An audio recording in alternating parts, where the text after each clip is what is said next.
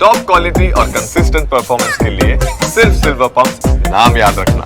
રાજકોટના ધોરાજીના ward number 1 ની મહિલાઓએ રસ્તા પર ઉતરીને ચક્કાજામ કર્યો અને પોતાનો વિરોધ દર્શાવ્યો। તેઓએ કુંભારવાડ રસ્તા પર ટાયરો મૂકીને રસ્તા પર ચક્કાજામ કરી નાખ્યો હતો અને તે માટેનું કારણ હતું પ્રાથમિક સુવિધાઓનો અભાવ। રસ્તા પર ટાયરો મૂકી દેતા રસ્તો અવરજવર માટે બંધ થઈ ચૂક્યો હતો।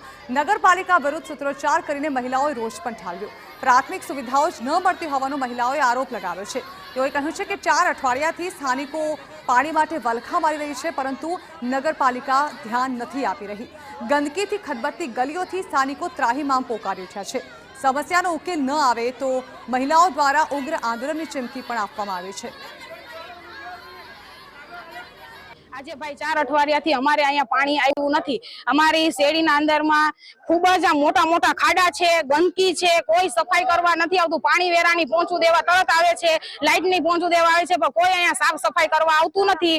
તેના હિસાબે અમે આજે રોડ રસ્તા બંધ કરી દીધા છે। નગરપાલિકા વિસ્તારે અમે જાણ્યું છે કે જ્યાં સુધી આ 15 દીથી આ ખાડા કરીને વયા ગયા છે, કોઈ આવતું નથી। નગરપાલિકાએ હવે જઈને અહીંયા ત્યાં કેવું છે કે રોડ રસ્તા જ્યાં સુધી આ નહીં કરી દે ત્યાં સુધી અમે રસ્તો ખોલવામાં આવશે નહીં। તો સ્થાનિકોનો આક્ષેપ છે કે તંત્રએ ખાડા કરીને મૂકી દીધા છે, પણ કામ પૂરું કર્યું જ નથી। સ્થાનિકો પાસેથી તમામ પ્રકારના વેરા વસૂલવામાં આવે છે, છતાં સુવિધાના નામે મીંડું છે।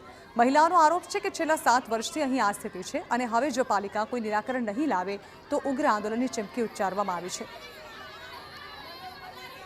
7 વર્ષથી અહીંયા કોઈ પણ જાતના કાંઈ પણ સુધારા વધારા થયા નથી। જેટલા અમે વેરા ભરી છે ને તેમાં કોઈ જાતનો અમે એમણું વેરા ભરી છે નથી। અમને પાણીની સુવિધા નથી, રોડ રસ્તાની સુવિધા નથી, દીવાબત્તી વેરો નથી, સફાઈ કામદાર આવતા।